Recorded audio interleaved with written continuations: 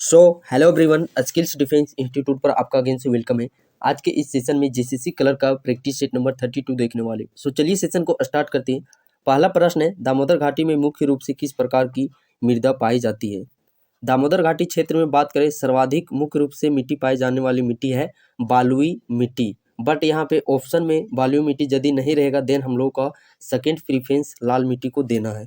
यानी कि मुख्य तौर पर दूसरे नंबर पर मिट्टी पाई जाती है लाल मिट्टी और सर्वाधिक पाई जाती है बालुई मिट्टी।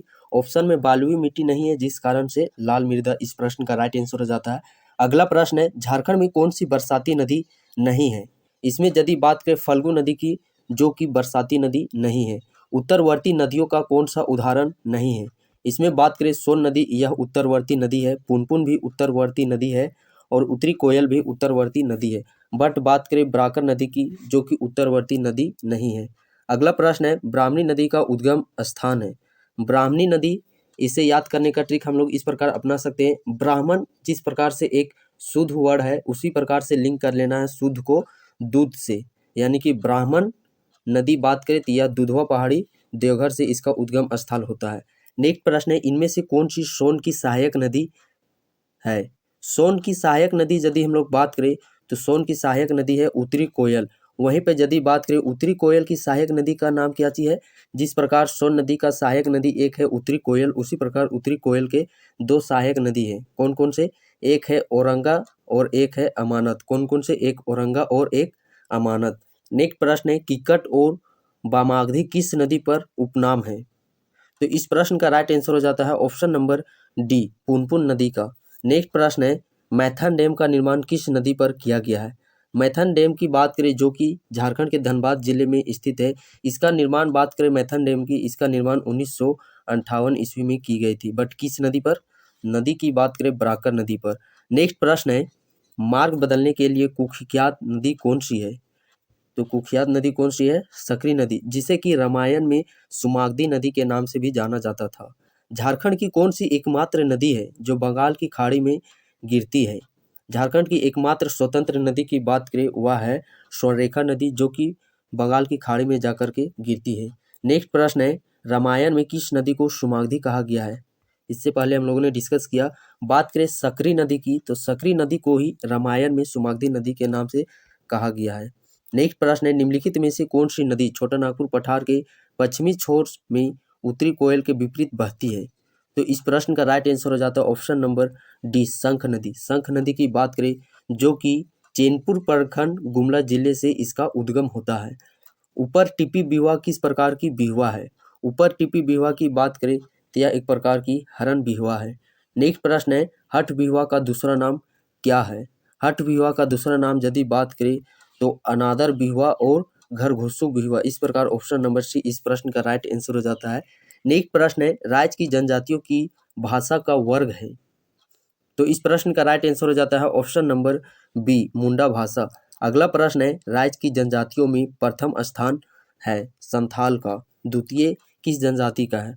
बात करें जनसंख्या के मामले में पहले नंबर पे आती है जनजाति संथाल जनजाति, दूसरे नंबर पे आती है उरांव, तीसरे नंबर पे मुंडा और चौथे नंबर पे हो। बट यहाँ पे क्वेश्चन की बात करें, क्वेश्चन में दूसरा नंबर का पूछा गया है।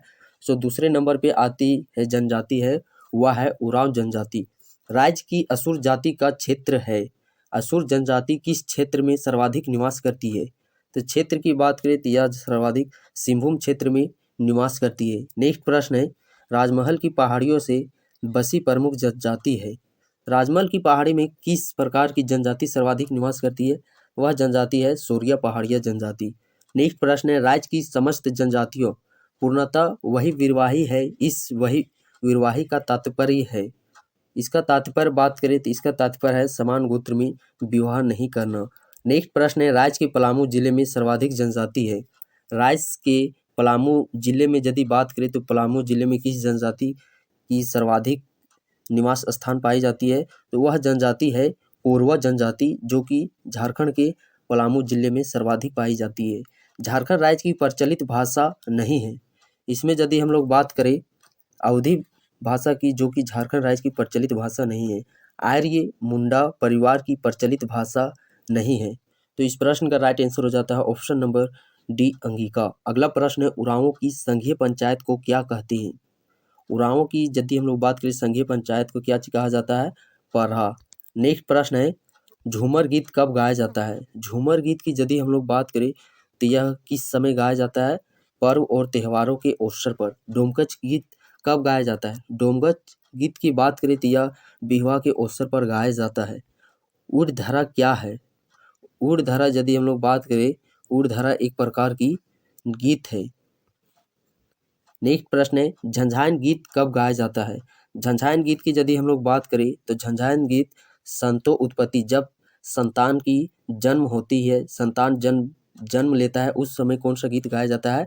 झंझायन गीत। और इससे पहले जो यहाँ पे उर्धरा, जिसे हम लोग डेंढधरा के नाम से भी जानती है, यह एक प्रकार का गीत है। तो यह गीत कब गाया जाता है? यह गीत वर्षा ऋतु के समय गाया जाता है। कब? वर्षा ऋतु के समय। नेक्स्ट प्रश्न है, पाइका क्या है? पाइका की बात करें तो यह एक प्रकार की नृत्य है। पाइका नृत्य का प्रचलन कहाँ की जनजातियों में प्रचलित है? कहाँ की जनजातियों में यह सर्वाधिक प्रचलित है? पाइका नृत्य धनबाद की जनजातियों में। जिस प्रकार पाइका सर्वाधिक प्रचलित है धनबाद जिले में, ठीक उसी प्रकार छऊ नृत्य की बात करें जो कि सरायकेला खरसावां जिले में सर्वाधिक प्रचलित है।